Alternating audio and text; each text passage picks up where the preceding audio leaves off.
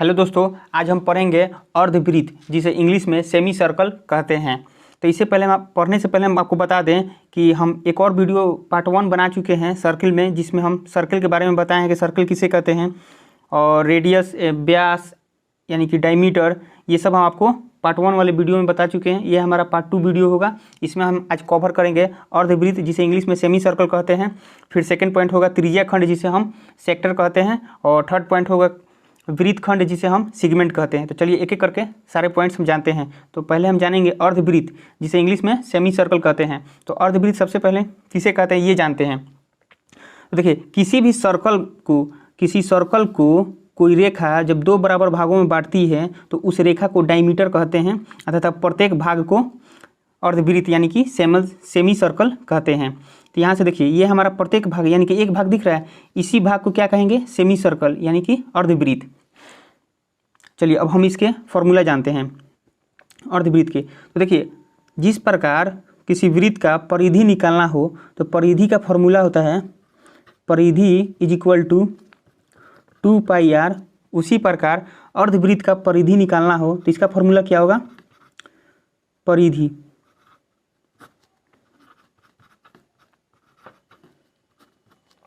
परिधि is equal to क्या होता है? ये सर्कल का आधा होता है अर्धवृत्त, तो इसका फॉर्मूला भी क्या होगा? 2πr का आधा होगा। जैसे मान लीजिए यहाँ पर 2πr बटा 2 यानी कि आधा होगा इसका परिमाप, और प्लस 2r इसमें क्यों किए हैं? तो देखिए, परिधि कहने का मतलब है कि किसी भी वृत्त का या किसी भी आकृति का बाहर का जो बाउंड्री होता है वही हम काउंट करते हैं परिधि में। तो उसी प्रकार देखिए, यहाँ पर जो वृत्त है इसका इसके पूरे बाउंड्री का परिधि क्या होता है? 2πr। तो उसी प्रकार हम अर्धवृत्त का भी क्या होगा? आधा होगा, यानी कि 2πr बटा 2। अलग से 2r क्यों लिए हैं? क्योंकि देखिए, यहाँ से अलग, यहाँ से केंद्र से लेकर परिधि के बीच की दूरी को क्या कहते हैं? त्रिज्या। तो यानी कि यहाँ से एक ये आर हो गया और एक यहाँ से ये आर हो गया, एक्स्ट्रा इसमें जुड़ा है कि नहीं, इसीलिए इसमें हम क्या करेंगे? अलग से प्लस 2r करेंगे। तो इसको सॉल्व करेंगे तो क्या होगा? 2 से 2 गया और r कॉमन ले लेंगे तो क्या आएगा? पाई प्लस 2, यानी कि अर्ध परिमाप का परिधि का फॉर्मूला क्या होता है? r इंटू यानी कि त्रिज्या इंटू पाई प्लस 2। उसी प्रकार हम क्षेत्रफल इसका निकालेंगे। तो देखिए, वृत्त का क्षेत्रफल का फॉर्मूला क्या होता है? क्षेत्रफल इज इक्वल टू होता है पाई r स्क्वायर। तो उसी प्रकार इस अर्धवृत्त का क्षेत्रफल का फॉर्मूला क्या होगा? क्या करेंगे? वृत्त का आधा होता है अर्धवृत्त, तो इसका भी हम क्या करेंगे? क्षेत्रफल को आधा कर देंगे, यानी पाई स्क्वायर बटा 2। तो यहाँ से देखिए, अलग से इसमें 2r नहीं जोड़ेंगे। इसमें क्यों नहीं जोड़ेंगे? तो हम आपको बताते हैं कि वृत्त का क्षेत्रफल कहने का मतलब क्या है? पूरा, मतलब कि एरिया, पूरा एरिया जितना है सारा एरिया हम ले लेते हैं क्षेत्रफल में। तो पूरा एरिया निकालने के लिए फॉर्मूला होता है वृत्त का पाई r स्क्वायर। तो उसका हम आधा लिए हैं, यानी कि आधा एरिया लिए हैं। तो जब हम आधा एरिया पूरा ले लिए हैं तो इसमें अलग से 2r तो जोड़ना नहीं पड़ेगा। तो यही कारण है कि अर्धवृत्त का क्षेत्रफल निकालना तो फॉर्मूला होता है पाई r स्क्वायर बटा 2। चलिए अब नेक्स्ट पॉइंट जानते हैं। चलिए नेक्स्ट जानेंगे हम चाप। नेक्स्ट हमारा है चाप, जिसे इंग्लिश में आर्क कहते हैं। तो चलिए जानेंगे कि चाप किसे कहेंगे। तो देखिए, ये जो वृत्त है, इस वृत्त के बाहर की बाउंड्री को परिधि कहा जाता है, और परिधि के कुछ हिस्से को चाप कहते हैं। जैसे यहाँ से मान लीजिए हम परिधि के कुछ हिस्सा ले लिए, ये हमारा हिस्सा है, तो इसको क्या कहेंगे? चाप। इसे हम कैसे प्रदर्शित करते हैं? तो मान लीजिए इसका नाम देते हैं ए और बी। तो ये हमारा क्या हो गया? ए बी आर्क, और इसको ऊपर से ऐसे सिंबल देते हैं। यानी कि इसको चाप को कैसे प्रदर्शित करते हैं? तो इस प्रकार। अब चलिए, ये जो बाहर का हिस्सा बचा, ये जो हमारा बाहर का हिस्सा बचा, ये भी क्या है? ये भी चाप है। तो ये हमारा कौन सा चाप होगा? तो देखिए, छोटे वाले को हम कहेंगे लघु चाप, और बड़े वाले को क्या कहेंगे? दीर्घ चाप। बड़े वाले को क्या कहेंगे? दीर्घ चाप, और छोटे वाले को लघु चाप। तो हम चलिए जानेंगे चाप की लंबाई निकालना हो तो कैसे निकालेंगे। देखिए, चाप की लंबाई निकालना हो तो इसका फॉर्मूला होता है θ/360 इंटू 2πr। देखिए, लघु चाप को इंग्लिश में कहा जाता है माइनर आर्क, और दीर्घ चाप को इंग्लिश में कहा जाता है मेजर आर्क। और चाप की लंबाई निकालनी हो तो theta by 360 into 2 pi r. तो अब रहा कि थीटा हम कहाँ से लेंगे, तो जैसे देखिए यहाँ से केंद्र से जब दो त्रिज्याएँ गिराएंगे यहाँ से जब दो त्रिज्या गिराएं और इनके बीच की जो ये चाप है, मान लीजिए इसकी लंबाई निकालना हो तो इन दो त्रिज्याओं द्वारा जो एंगल बनता है यहाँ पर थीटा, वही हम थीटा यहाँ से लेंगे। ठीक है। अगर हम मान लीजिए इस बड़े वाले दीर्घ चाप की लंबाई निकालना हो तो क्या करेंगे, हम बड़ा वाला एंगल लेंगे यहाँ से। अब चलिए नेक्स्ट पढ़ेंगे हम त्रिज्या खंड, जिसे इंग्लिश में सेक्टर कहते हैं। चलिए नेक्स्ट टॉपिक है त्रिज्या खंड, जिसे इंग्लिश में सेक्टर कहते हैं। तो सेक्टर किसे कहते हैं, तो किसी वृत्त की दो त्रिज्याओं द्वारा और उनके द्वारा बने गए आर्क से घिरे हुए बंद आकृति को त्रिज्या खंड कहते हैं। त्रिज्या खंड किसे कहते हैं, तो किसी वृत्त की दो त्रिज्याओं द्वारा और उनके द्वारा बने गए आर्क से बंद आकृति को त्रिज्या खंड कहते हैं। कहने का मतलब है ये जो दो त्रिज्या है, यहाँ से हमारा जो त्रिज्या ये दो दिख रहा है और यहाँ से इनके द्वारा बने गए आर्क, इसी फिगर को हम यहाँ से उठा कर रख देते हैं, तो इसी फिगर को क्या कहेंगे, त्रिज्या खंड। ठीक है। तो किसी भी वृत्त में दो त्रिज्या खंड होते हैं, एक होता है लघु त्रिज्या खंड और दूसरा होता है दीर्घ त्रिज्या खंड, यानी कि माइनर सेक्टर और मेजर सेक्टर। तो यहाँ से आप देखिए ये हमारा क्या हो गया, लघु त्रिज्या खंड, और ये जो बड़ा वाला फिगर है इसको क्या बोलेंगे, दीर्घ त्रिज्या खंड। तो यहाँ से हम जानेंगे कि इनके फॉर्मूला निकालने के लिए, जैसे मान लीजिए अगर आपको त्रिज्या खंड का परिमाप निकालना हो, यानी परिधि, तो त्रिज्या खंड परिधि निकालने का हम आपको क्या बताते हैं कि किसी भी आकृति के बाहर के बाउंड्री को हम जोड़ देंगे तो वो हमारा क्या हो जाएगा, परिधि होता है। तो यहाँ से देखिए बाहर क्या है, OA एक त्रिज्या है OA, और यहाँ से दूसरा क्या है OB एक त्रिज्या है। अब प्लस, और ये इस आर्क की लंबाई को अगर हम यहाँ जोड़ देंगे तो परिधि निकल जाएगा त्रिज्या खंड का। तो इस आर्क की लंबाई का हम फॉर्मूला क्या आपको बताए हैं, theta by 360 into 2 pi r. 2 pi r कौन है, मतलब कि वृत्त की परिधि। तो यहाँ से हम परिधि निकालना हो त्रिज्या खंड का तो क्या करेंगे, दोनों त्रिज्याओं को जोड़ देंगे, यानी कि 2r OA और OB क्या है हमारा त्रिज्या है, तो 2r plus theta by 360 into 2 pi r, ये हमारा क्या होगा, त्रिज्या खंड का परिधि निकल जाएगा। यहाँ पर जो थीटा दिया हुआ है तो थीटा हम क्या लेंगे, इन दोनों त्रिज्याओं द्वारा बना गया एंगल को क्या कहते हैं, थीटा कहते हैं। तो यहाँ पर जो भी दिया रहेगा वही थीटा हम लेंगे। उसी प्रकार अगर दीर्घ त्रिज्या खंड निकालना हो, यानी कि बड़े वाले का त्रिज्या खंड निकालना हो, तो हम यहाँ पर थीटा की जगह क्या लेंगे, बड़े वाला का एंगल लेंगे। चलिए अब इसका क्षेत्रफल निकालना हो तो क्षेत्रफल का फॉर्मूला क्या होता है, त्रिज्या खंड के क्षेत्रफल का फॉर्मूला होता है, क्षेत्रफल इज इक्वल टू होता है थीटा बाई 360 इंटू पाई-आर स्क्वायर। त्रिज्या खंड का परिधि निकालना हो तो क्या करेंगे हम, 2r plus theta by 360 into 2 पाई-आर। उसी प्रकार अगर क्षेत्रफल निकालना हो तो थीटा बाई 360 इंटू पाई-आर स्क्वायर। अब हम नेक्स्ट जानेंगे सिगमेंट, यानी जिसे हिंदी में वृत्तखंड कहते हैं। चलिए नेक्स्ट हमारा है वृत्तखंड, जिसे इंग्लिश में सिगमेंट कहते हैं। तो जानेंगे कि वृत्तखंड किसे कहते हैं। जब हम वृत्त को दो भागों में बांटते हैं तो प्रत्येक भाग को क्या कहेंगे, वृत्तखंड। मान लीजिए अगर हम यहाँ से दो भागों में बांट दिए इसको वृत्त को, तो प्रत्येक भाग को क्या कहेंगे, वृत्तखंड। तो छोटे वाले भाग को लघु वृत्तखंड, मान लीजिए यहाँ ये हमारा छोटा वाला भाग है, ये हमारा छोटा वाला भाग है, तो इसको हम क्या कहेंगे, लघु वृत्तखंड, लघु वृत्तखंड। और बड़े वाले भाग को, जैसे यहाँ से हमारा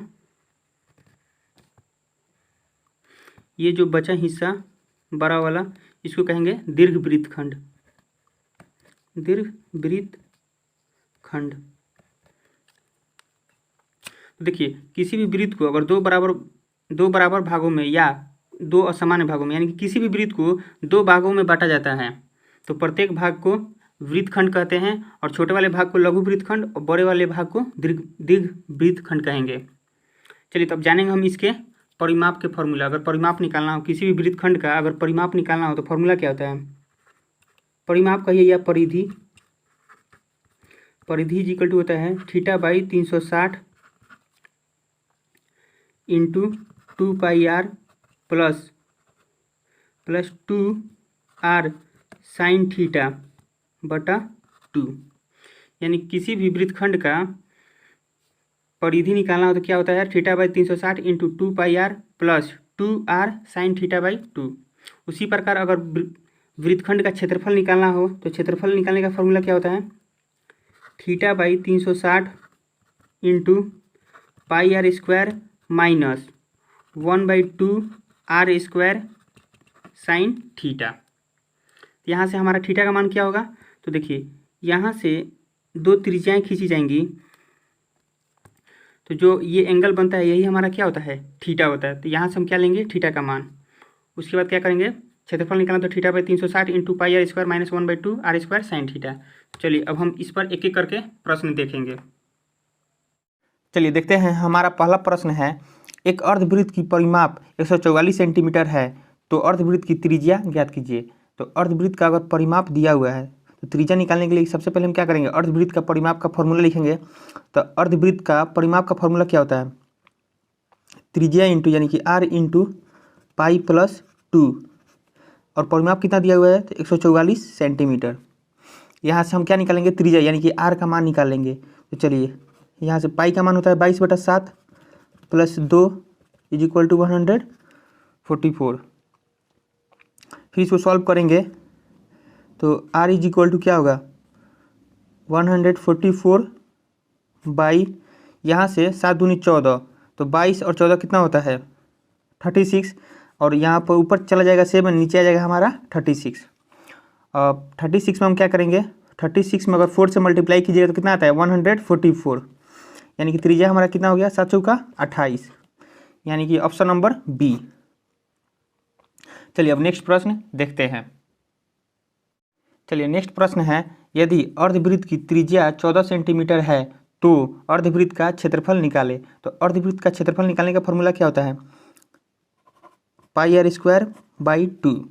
चलिए यहाँ से हम फॉर्मूले के मान रखेंगे, यानी कि पाई का मान कितना होता है 22/7 इंटू त्रिज्या कितना दिया हुआ है, त्रिज्या दिया हुआ है 14 सेंटीमीटर, यानी कि 14 का स्क्वायर करेंगे तो कितना आएगा 196, यानी 14 का स्क्वायर, तो 14 का स्क्वायर कीजिएगा तो क्या होगा 196 अब बटा 2 है तो 2। इसको सॉल्व करेंगे तो देखिए यहाँ से 2 से 11 बार में जाएगा, 11 दूनी 22, और 7 से काटेंगे इसको तो 7 दूनी 14, 7 दूनी 14, और कितना बचेगा 5, 7 8 56। यहाँ से सॉल्व करेंगे तो कितना आएगा हमारा 11 8 88, बचा 8, 11 दूनी 22, और 8 कितना होता है 30, यानी 308। हमारा क्षेत्रफल कितना आया अर्धवृत्त का, तो 308, ऑप्शन नंबर ए। चलिए नेक्स्ट प्रश्न देखते हैं। चलिए नेक्स्ट प्रश्न है, दिए गए आकृति में थीटा का मान 45 डिग्री तथा त्रिज्या 35 सेंटीमीटर है तो त्रिज्या खंड का परिमाप बताएं। तो देखिए त्रिज्या खंड परिमाप निकालने के लिए फॉर्मूला क्या होता है, त्रिज्या खंड का परिमाप निकालने के लिए फॉर्मूला क्या होता है, थीटा बाई 360 इंटू 2πr। तो यहाँ से हम क्या करेंगे, थीटा का मान हमारा कितना दिया हुआ है, थीटा का मान 45 डिग्री दिया हुआ है बटा 360 इंटू 2πr, 2 इंटू पाई का मान कितना 22/7 होता है, और आर यानी कि त्रिज्या कितना दिया हुआ है 35 सेंटीमीटर। तो यहाँ से हम 35 सेंटीमीटर लिखेंगे। अब इसको सॉल्व करेंगे तो यहाँ से देखिए 45 में अगर आप 8 से मल्टीप्लाई कीजिएगा तो कितना आएगा 360, 45 8,360 होता है। यहाँ से 2 चौका 8 और 2 दूनी 4, 11 दूनी 22, फिर उसके बाद और क्या कटेगा तो 7 5 35, तो कितना होगा 11 5 55 अब बटा 2, तो 55 को 2 से डिवाइड करेंगे तो कितना आएगा तो 27 दूनी 54, और 55 है तो 27.5, 27 दूनी 54, 27.5 होगा 27.5 सेंटीमीटर, यानी कि ऑप्शन हमारा क्या होगा, ऑप्शन नंबर, चलिए यहाँ से देखिए ये इसको सुधार लीजिएगा, यहाँ 74 नहीं होगा 27.5 सेंटीमीटर होगा, 27.5 सेंटीमीटर। चलिए ऑप्शन नंबर सी। चलिए नेक्स्ट प्रश्न देखते हैं। चलिए नेक्स्ट प्रश्न है, एक वृत्त की त्रिज्या 14 सेंटीमीटर है और थीटा का मान 90 डिग्री है, यानी कि थीटा इज इक्वल टू कितना है 90 डिग्री, तो त्रिज्या खंड का क्षेत्रफल बताएं। तो त्रिज्या खंड का क्षेत्रफल का फॉर्मूला क्या होता है, थीटा बाई 360 इंटू πr²। चलिए इसको इसके मान रखते हैं, तो थीटा का मान कितना दिया हुआ है 90 डिग्री बटा 360 इंटू पाई का मान होता है 22/7 इंटू आर स्क्वायर यानी कि 14 का स्क्वायर करेंगे, यानी कि यहाँ त्रिज्या का स्क्वायर है तो आर हमारा कितना दिया हुआ है, त्रिज्या 14 सेंटीमीटर, तो इसी कारण से स्क्वायर है, यहाँ पर आर का स्क्वायर है तो हम क्या करेंगे यहाँ से 14 का स्क्वायर करेंगे, तो 14 का स्क्वायर करने पर कितना आएगा 196। यहाँ से देखिए 0 से 0 गया, 9 चौका 36 और यहाँ से 11 दूनी 22, 2 दूनी 4। चलिए इसको और काटते हैं 7 से, तो 7 दूनी 14 और 5 7 8 56, फिर 2 से काटेंगे तो 14 दूनी 28, तो कितना बचा 11 × 14। इसको सॉल्व करेंगे तो कितना आएगा 14 1 जब 14, कैरी कितना बचा 1, 41 जब 14 और 1 कितना होता है 15, 154, यानी कि हमारा आंसर क्या होगा ऑप्शन नंबर ए। चलिए नेक्स्ट प्रश्न देखते हैं। एक घड़ी की घंटे की सुई की लंबाई 1 सेंटीमीटर है, 4 घंटे में घंटे की सुई द्वारा तय किया गया क्षेत्रफल ज्ञात कीजिए। यानी कह रहा है जैसे मान लीजिए एक घड़ी है तो यहाँ से एक घड़ी दिया हुआ है, तो कह रहा है प्रश्न में कि एक घड़ी की घंटे की सुई की लंबाई 1 सेंटीमीटर दिया हुआ है। मान लीजिए अगर हम यहाँ से घड़ी का नाम रख देते हैं,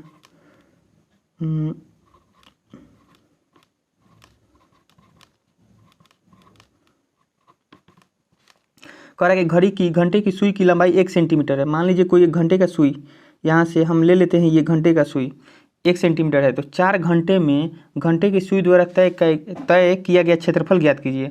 मान लीजिए अगर अभी 2 बज रहा है तो घंटे की सुई द्वारा 4 घंटे में यानी कि 1 2 3 4 यानी कि 6 बजे जब आएगा घंटे की सुई, तो इनके द्वारा बीच में जो ये एक त्रिज्या खंड बन रहा है ना, यहाँ से देखिए तो यही पूछ रहा है कि इस त्रिज्या खंड का यानी कि बाहर कैसा फिगर बनेगा, ऐसा फिगर बन रहा है, तो इसका क्षेत्रफल निकाले। कह रहा है प्रश्न में एक घड़ी की घंटे की सुई की लंबाई 1 सेंटीमीटर है, 4 घंटे में घंटे की सुई द्वारा तय किया गया क्षेत्रफल ज्ञात कीजिए। यानी कि घंटे की सुई द्वारा, यानी कि घंटा का सुई पहले 2 बजे था तो यहाँ से बढ़कर यहाँ 6 बजे तक आ गया, तो इसका क्षेत्रफल निकालिए।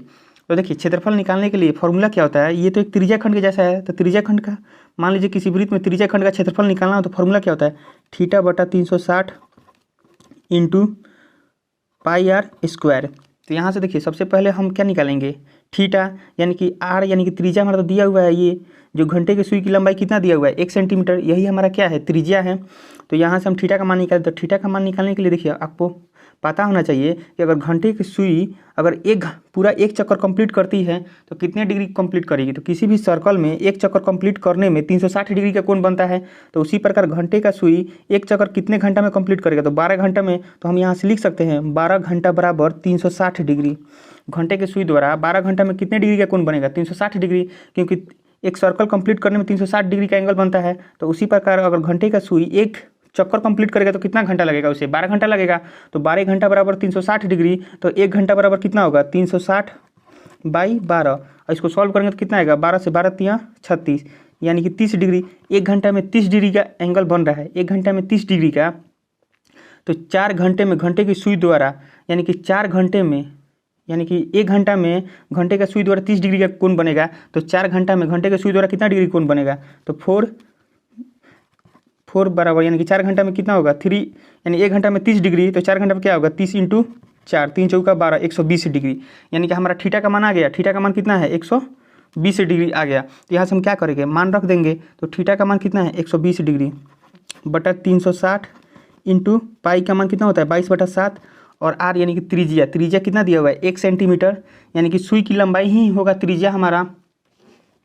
तो यहाँ से हम क्या करेंगे 1 सेंटीमीटर यानी कि 1 का स्क्वायर करेंगे, यानी कि त्रिज्या का स्क्वायर यहाँ पर फॉर्मूला में किया है, तो यहाँ से 1 का स्क्वायर करेंगे तो 1 ही आएगा। अब इसको सॉल्व करेंगे तो 0 से 0 गया, 12 × 36, अब कितना आएगा यहाँ से सॉल्व करेंगे तो 22/7 × 21 22/7 × 21। तो देखिए यहाँ से हम ऑप्शन में देखेंगे तो ऑप्शन में देखिए पाई रखा हुआ है ना, यानी कि पाई को सॉल्व नहीं किया है, तो हम क्या करेंगे यहाँ से पाई को भी हम भी सॉल्व नहीं करेंगे, यानी कि ये 0 से 0 गया 12 × 36, इस 22/7 को रहने देते हैं। तो 22/7 क्या था पहले पाई था, यानी कि हम यहाँ से लिख सकते हैं 1/3 पाई सेंटीमीटर स्क्वायर, यानी कि पाई का मान 22/7 रख कर सॉल्व नहीं किया है, वो पाई को वैसे ही छोड़ दिया है, तो हम भी छोड़ देंगे। तो पाई रख देंगे 22/7 की जगह। अब कितना बचा 1/3 सेंटीमीटर स्क्वायर, यानी कि ऑप्शन नंबर बी।